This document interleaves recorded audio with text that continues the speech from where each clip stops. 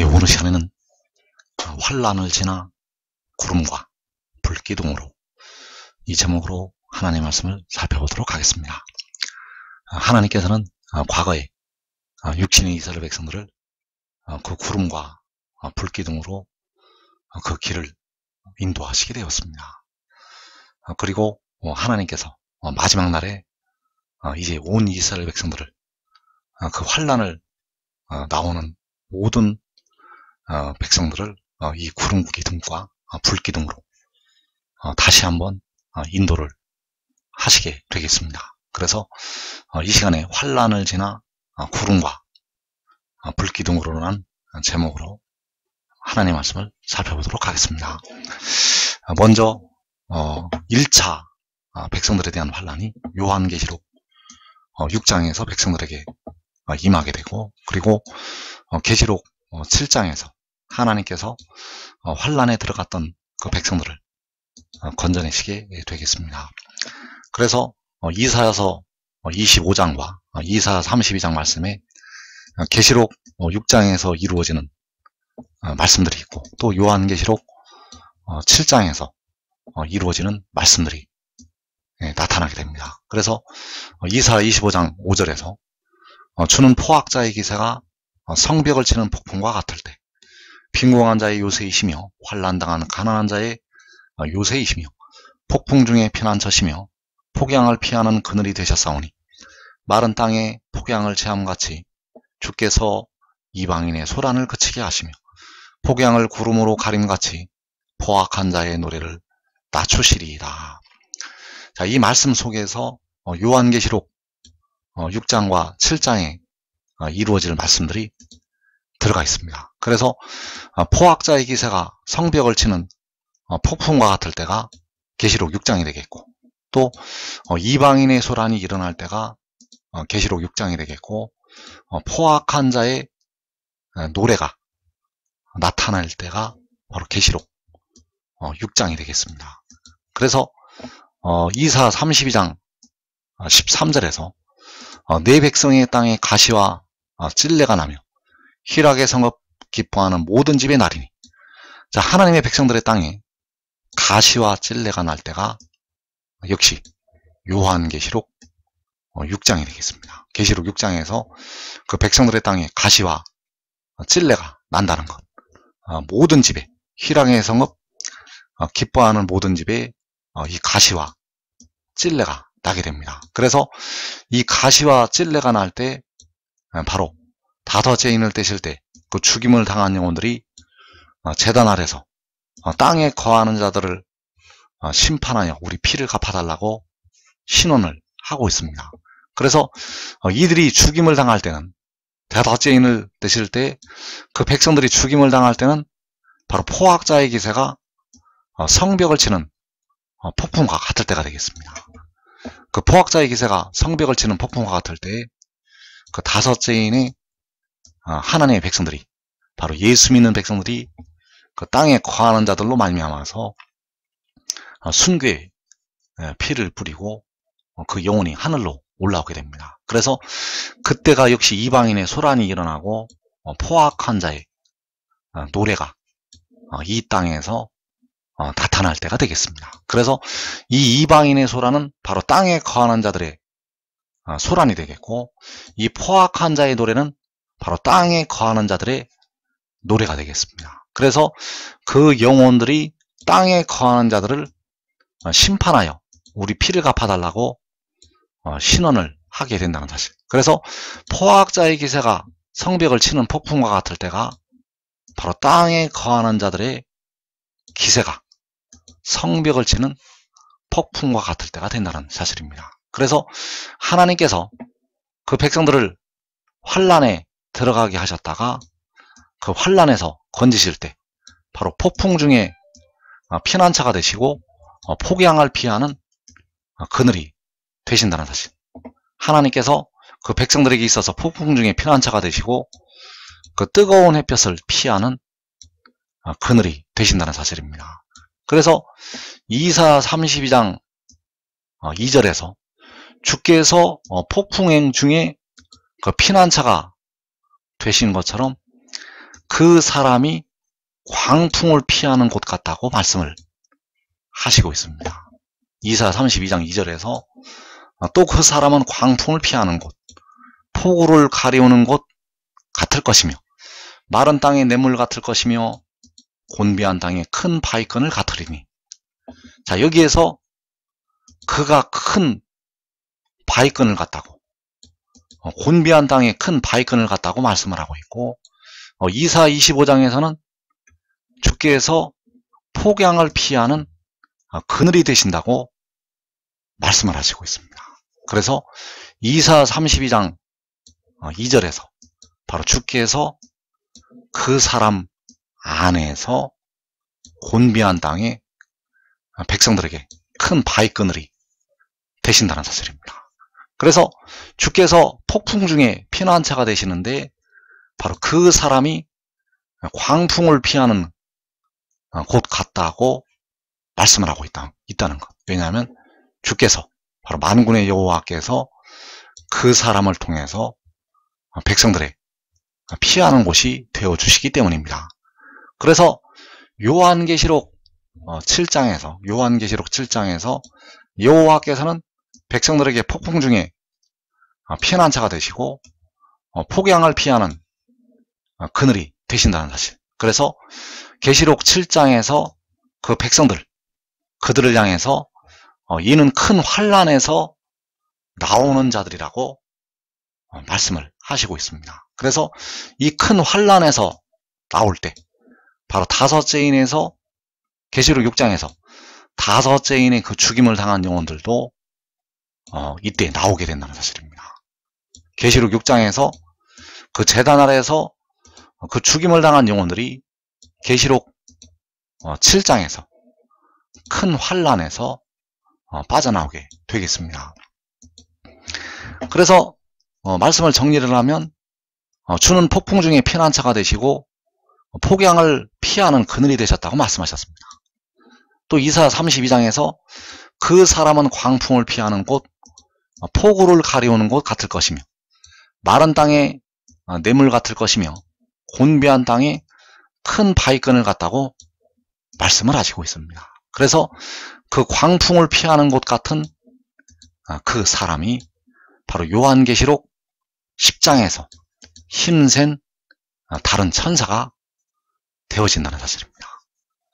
여기서 힘센 다른 천사는 바로 백성들의 몸의 속량을 위해서 보내심을 받는 지혜가 되겠고, 바로 이사야 53장 10절에서 그 영혼을 제물로 드리게 되는 지혜가 되겠습니다. 그래서 그가 구름을 입고 하늘에서 내려오는데 그 머리 위에 무지개가 있고 그 얼굴은 해 같고 그 발은 불기둥 같다고 말씀을 하시고 있습니다. 그래서 그 육신의 이스라엘을 구름기둥과 불기둥으로 과거에 인도를 하셨던 것처럼 하나님께서, 주 만군의 여호와께서 마지막 날에 이 힘센 다른 천사를 통해서 백성들을 인도를 하시게 되겠습니다.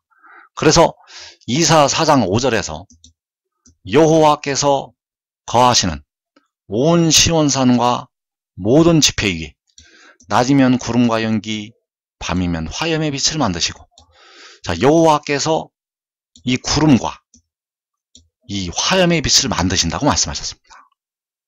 과거에 육신의 이스라엘을 인도하실 때 그 구름 기둥과 불 기둥으로 인도를 하신 것처럼 마지막 날에 여호와께서 낮이면 구름과 연기, 밤이면 화염의 빛을 만드시게 됩니다.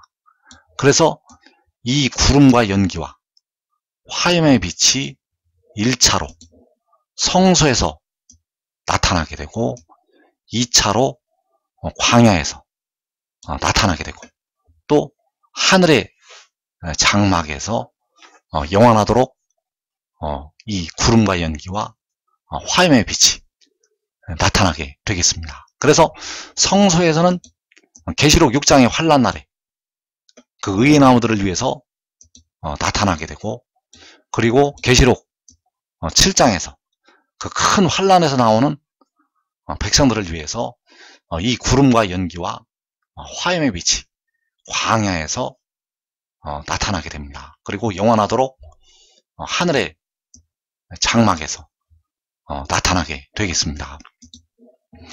그래서 이 힘센 천사를 이제 택하신 백성들이 볼 때, 택하신 백성들이 이 힘센 천사를 보게 될 때의 말씀이 이사 32장 3절에서 나타나 있습니다. 그래서 그를 볼 때 보는 자의 눈이 감기지 아니할 것이요 듣는 자가 귀를 기울일 것이며 조급한 자의 마음이 지식을 깨닫고 어눌한 자의 혀가 민첩하여 말을 분명히 할 것이라. 자, 이때에 그를 볼 때, 바로 구름을 입고 하늘에서 내려오는 그를 볼 때, 그 머리 위에 무지개가 있고 그 얼굴이 해와 같고 그 발이 불기둥 같은 그를 볼 때 백성들의 눈이 감기지 아니하고 백성들의 귀를 기울이게 되고 백성들의 마음이 지식을 깨닫고 백성들의 혀가 민첩하여 말을 분명히 하게 된다는 사실입니다. 왜냐하면 그가 하나님의 백성들을 가르치기 때문입니다. 그가 백성들을 가르칠 때 백성들의 눈이 감기지 아니하고 듣는 자의 귀가 기울어지게 된다는 사실.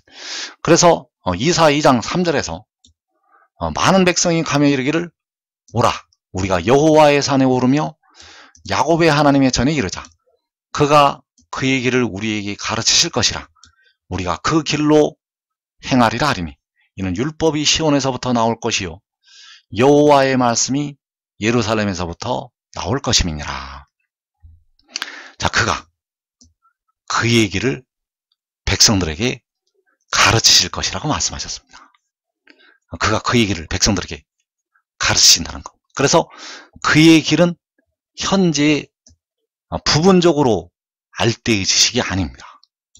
그가 백성들에게 가르치는 그의 길은 부분적으로 주님을 알 때의 지식이 아니라 이제 온전한 것이 올 때의 지식이 되겠고 그 길을 백성들에게 가르치실 때 백성들이 그 길로 행하리라고 말을 하게 됩니다. 그래서 그가 바로 시온에서 나오는 율법이 되겠고 바로 예루살렘에서 나오는 여호와의 말씀이 된다는 사실입니다. 그래서 이 율법은 이 여호와의 말씀은 바로 계시록 10장에서 그 힘센 다른 천사가 되겠습니다.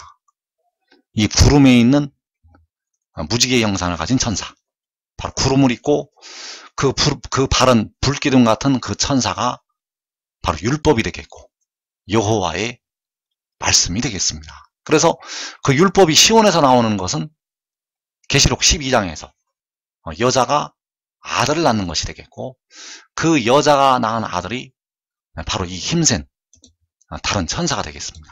그래서 그가 요한계시록 7장에서 나타나서 백성들을 가르치게 됩니다. 그가 요한계시록 7장에서 온 이스라엘 백성들에게 나타나서 그의 길을 가르치시게 된다는 사실. 그래서 지금 이 길을 깨닫는 자들은 환란의 때를 자기와 자기의 가족이 면할 수가 있습니다. 이제 그가 온 이스라엘에게 나타나서 그 길을 가르치게 되는데 지금 이 길을 깨닫는 자들이 환란의 때를 면한다는 것. 그래서 그 시온에서 나오는 것이 율법이 되겠고 그 예루살렘에서 나오는 것이 바로 여호와의 말씀이 되겠는데 여기서 말씀하는 예루살렘, 여기서 말씀하는 시온이 중동의 예루살렘이 아니고 중동의 시온이 아니라는 사실입니다. 여기서 예루살렘에서 나오는 여호와의 말씀은 바로 갈라디아 4장에서 위에 있는 예루살렘이 되겠고 그 위에 있는 예루살렘에서 율법이 나오게 되고 그 위에 있는 예루살렘에서 여호와의 말씀이 나오게 됩니다. 그래서 시편 19편 7절에서 나타나는 그 여호와의 율법이 바로 이사 2장 3절에서 말씀하는 시온에서 나오는 율법을 말씀하고 있습니다. 시편 19편 7절에서 말씀하는 여호와의 율법은 시온에서 나오는 율법. 그래서 하나님께서는 마지막 날까지 모든 일을 다 알고 계시기 때문에 선지자들을 통해서 이 마지막에 되어질 이 말씀들을 기록을 하셨다는 사실입니다. 그래서 시편 19편 7절에서 여호와의 율법은 완전하여 영혼을 소성시키며 여호와의 증거는 확실하여 우둔한 자를 지혜롭게 하며 여호와의 교훈은 정직하여 마음을 기쁘게 하고. 그래서 그가 나타날 때, 그 힘센 다른 천사가 구름과 불기둥으로 나타날 때 백성들의 영혼을 소성을 시키게 되고 백성들의 우둔한 자를 지혜롭게 하게 되고 백성들의 마음을 기쁘게 한다는 사실입니다. 그의 증언을 받아들이고 그들을 힘센 다른 천사를 따르는 자들은 그 영혼이 소성하게 되고 지혜롭게 되고 마음을 기쁘게 하게 된다는 사실입니다. 그래서 여기서 영혼을 소성을 시키는 여호와의 율법이 이사 2장 3절에서 시온에서 나오는 율법이 되겠고 그가 그의 길을 백성들에게 가르치게 된다는 사실입니다. 그가 그의 길을 백성들에게 가르친다는 것. 그래서 백성들의 눈이 감기지 아니하고 백성들의 귀가 기울어지게 되고 백성들의 마음이 지식을 깨닫고 백성들의 혀가 말을 분명히 하게 된다는 사실입니다. 그래서 그 힘센 천사가 바로 여호와께서 태초에 가지셨던 지혜가 되겠습니다. 여호와께서는 백성들의 영혼을 속량하시기 위해서 십자가를 지셨던 우리 주님이 되시겠고 이 힘센 천사는 백성들의 썩어질 몸의 속량을 위해서 영혼을 제물로 드리는 지혜가 된다는 사실. 그래서 그를 통해서 백성들에게 두 가지 선물을 주시게 됩니다. 그를 통해서 이제 백성들에게 두 가지 선물을 주시게 되는데 첫째는 내가 줄 떡이라고 요한복음에서 말씀을 하고 있고 둘째는 내가 주는 물이라고 요한복음에서 말씀을 하고 있습니다. 그래서 이 떡과 이 물을 주실 때 피와 물은 이제 이 힘센 천사로부터 만 백성들을 향해서 임하게 되겠습니다. 그래서 그가 줄 떡이 무엇인가? 그가 줄 떡이 바로 요한복음 6장 51절에서 내 살이라고 말씀을 하고 있습니다. 이 살을 이제 우리가 먹어야 됩니다. 이 살을 먹어야 된다는 것. 백성들이 그 육신이 썩지 아니할 몸으로 변화가 되기 위해서는 먼저 이 살을 먹어야 됩니다. 이 살을 먹지 아니하면 백성들의 몸이 변화가 되지가 않습니다. 왜냐하면 이 살을 먹는 자에게만 생명수 샘물이 임하기 때문입니다. 그래서 요한복음 6장 51절에서 나는 하늘에서 내려온 살아있는 떡이니 사람이 이 떡을 먹으면 영생하리라. 내가 줄 떡은 그 세상의 생명을 위한 내 살이니라. 자, 여기에서 그가 나는 하늘에서 내려온 살아있는 떡이라고 말씀을 하고 있습니다. 바로 이 힘센 다른 천사가 구름을 입고 하늘에서 내려온다고 계시록 10장에서 말씀을 하고 있고 그가 바로 하늘에서 내려오는 살아있는 떡이라는 것. 그래서 사람이 이 떡을 먹으면 영생하리라고 말씀하셨습니다. 왜냐하면 이 떡을 먹는 자에게 생명수 샘물이 임하기 때문입니다. 이 떡을 먹는 자에게 그 육신까지 영원히 살게 되는 생명수 샘물이 임한다는 것. 그래서 이 떡을 먹는다고 할 때 그가 줄 떡이 세상의 생명을 위한 내 살이라고 말씀하셨습니다. 세상의 생명을 위한 그의 살이 바로 그가 줄 떡. 그래서 그 살이, 그 생명을 위한 내 살이 육이 아닙니다. 그 생명을 위한 그의 살은 육이 아니라 영이 되겠는데 그 영은 바로 아버지께서 주시는 말씀들이 되겠습니다. 그가 생명을 위해서 주는 그의 살이 바로 아버지께서 주시는 말씀들. 그래서 이 살을 먹어야만 백성들 속에 생명이 있게 됩니다. 그래서 무엇이 살인가? 자, 무엇이 살인가 하면 그가 아버지에게서 나와서 아버지께서 그를 보내셨다는 것이 그의 살이 되겠습니다. 자, 아버지께서 그를 보내신 것은 나는 하늘에서 내려왔다는 이 말씀이 되겠습니다. 그래서 요한복음 전체에 걸쳐서 이 떡에 관해서 말씀이 나타나 있습니다. 요한복음 전체에 걸쳐서 이 살에 관해서 말씀을 하고 있다는 것. 그래서 요한복음 7장 28절에서 내가 스스로 온 것이 아니니라. 나를 보내신 이는 참되시니 너희는 그를 알지 못하나 나는 아노니 이는 내가 그에게서 났고 그가 나를 보내셨습니다. 자, 이것이 내가 줄 떡, 바로 이 힘센 천사가 백성들에게 주는 선물이 되겠습니다. 그래서 내가 그에게서 났고 그가 나를 보내셨습니다. 자, 내가 그에게서 난 것은 여호와께서 태초에 지혜를 가지신 것, 바로 태초에 말씀이 계시니라. 태초에 여호와께서 말씀을 가지셨습니다. 이것이 내가 그에게서 났다는 이 말씀이 되겠고, 자, 그가 나를 보내셨다는 이 말씀이 바로 나는 하늘에서 내려왔다는 것이 되겠습니다.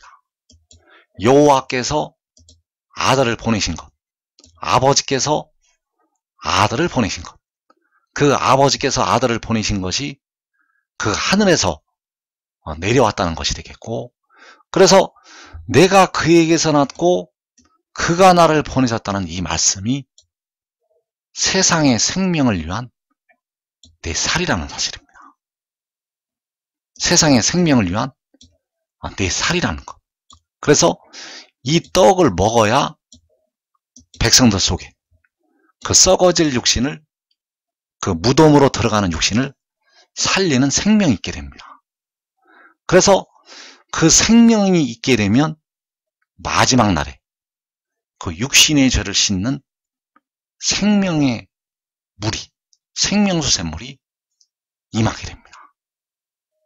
그 육신의 죄를 씻는 게 먼저가 아니라, 그 육신에 거하는 죄를 씻는 게 먼저가 아니라 이 살을 먹는 것이 먼저라는 것.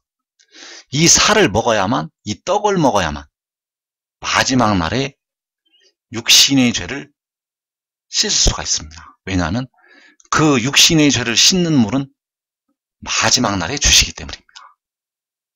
그래서 바울 사도는 이 땅에 살아있을 때 이 떡을 먹었습니다. 이 땅에 살아있을 때 셋째 하늘에 이끌려 올라가서 이 떡을 먹게 되었고, 사도 요한도 반모섬에 유배가 되어서 역시 하늘로 이끌려 올라가서 이 떡을 먹게 되었습니다. 그래서 지금 이 떡을 먹을 수가 있습니다. 이는 내가 그에게서 났고 그가 나를 보내셨다는 이 말씀을 받아들이고 이 말씀을 증거하는 것을 믿는 것이 바로 이 떡을 먹는 것이 되겠습니다. 그래서 이 떡을 먹는 자에게 그가 주는 물을 마실 수가 있습니다. 내가 주는 떡을 먹는 자들이 그가 주는 물을 마시게 된다는 사실입니다. 그래서 내가 그에게서 났고 그가 나를 보내셨다고 말씀을 하고 있는데, 이것이 바로 생명을 위한 내 살이 되겠습니다. 백성들의 생명을 위한 내 살이 되겠고, 이것을 먹고 마시는 것이 바로 요한복음 6장에서 내 살을 먹고 내 피를 마시는 자가 되겠습니다. 내가 그에게서 났고 그가 나를 보내셨다는 이 말씀을 받아들이는 것이 바로 내 살을 먹고 내 피를 마시는 자가 된다는 사실. 그래서 이것이 바로 믿음으로 믿음에 이르게 한다고 할 때 두 번째 믿음을 가지는 것이 되겠습니다. 그 살을 먹고 그 피를 마셔야만 생명이 그 속에 있게 됩니다. 그래서 내 살을 먹고 내 피를 마시는 자에게 그 배에서 생수의 강이 흘러나오게 됩니다. 내 살을 먹고 내 피를 마시는 자에게 그 배에서 생수의 강이 흘러나오게 된다는 사실. 그래서 내 살을 먹고 내 피를 마시는 자가 요한복음에서 나를 믿는 자가 된다는 사실. 내 살을 먹고 내 피를 마시는 것이 바로 나를 믿는 자. 자, 나를 믿는 자라는 것은 내가 그에게서 났고 그가 나를 보내셨다는 것을 믿는 자가 되겠고, 믿는 자들에게는 그 배에서 생수의 강이 나오게 됩니다. 바로 마지막 날에 그 배에서 생수의 강이 흘러나온다는 것. 그래서 그 배에서 생수의 강이 흘러나온다는 것은 이제 사망에서 벗어났다는 것을 말씀하고 있습니다. 그 배에서 생수의 강이 흘러나온다는 것은 이제 더 이상 늙지도 않고 아프지도 않고 무덤으로 들어가지 않는다는 사실입니다. 왜냐하면 이 생수의 강이 흘러나온다는 것은 이제 영생하도록 그 물이 흘러나오는 것이 되겠고, 더 이상 썩음을 보지를 않게 된다는 사실입니다. 그래서 잠언 13장 14절에서 지혜 있는 자의 교훈은 생명의 샘이니 사망의 그물에서 벗어나게 하느니라. 자, 그 지혜 있는 자의 교훈이 내가 그에게서 났고 그가 나를 보내셨다는 것이 되겠습니다. 자, 이것은 그의 말이 아니라 그를 보내신 아버지의 말씀이 되겠습니다. 내가 그에게서 났고 그가 나를 보내셨다는 것은 바로 아버지의 말씀이라는 것. 그래서 이것이 바로 지혜 있는 자의 교훈이 되겠고 생명의 샘이 된다는 사실입니다. 이 교훈이 바로 생명의 샘이라는 것. 그래서 이 샘을 통해서 백성들이 사망의 그물에서 벗어나게 됩니다. 잠언 14장 27절에서 여호와를 경외하는 것은 생명의 샘이니 사망의 그물에서 벗어나게 하느니라. 그래서 그 교훈을 얻는 것이 여호와를 경외하는 것이 되겠습니다.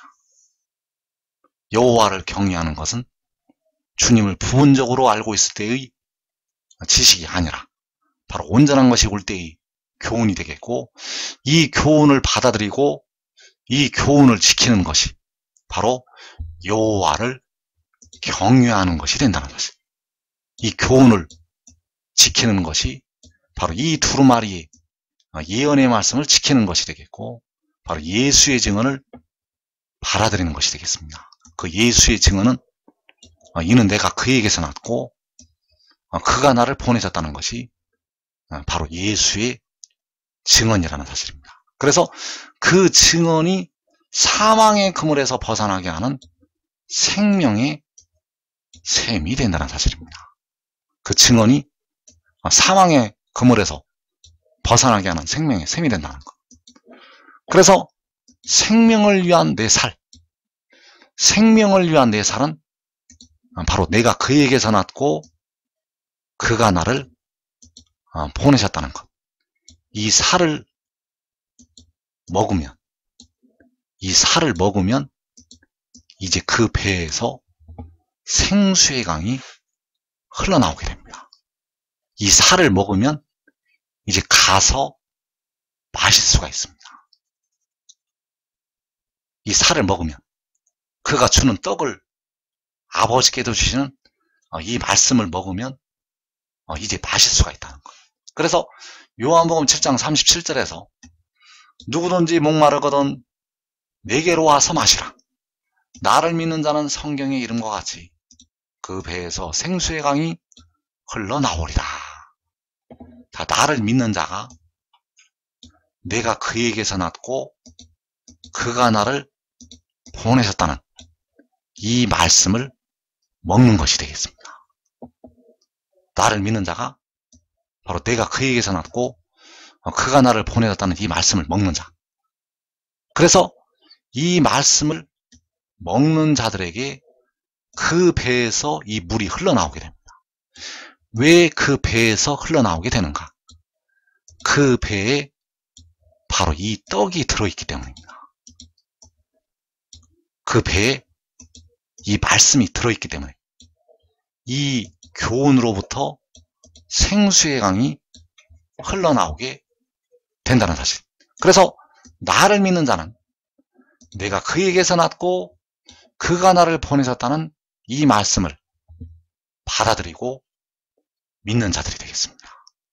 그래서 이사 25장 6절에서 만군의 여호와께서 이 산에서 만민을 위하여 기름진 것과 오래 저장하였던 포도주로 연회를 베푸시리니 곧 골수가 가득한 기름진 것과 오래 저장하였던 맑은 포도주로 하실 것이며, 자, 이 기름진 것과 오래 저장하였던 포도주가 바로 그 배에서 흘러나오는 생수의 강이 되겠습니다.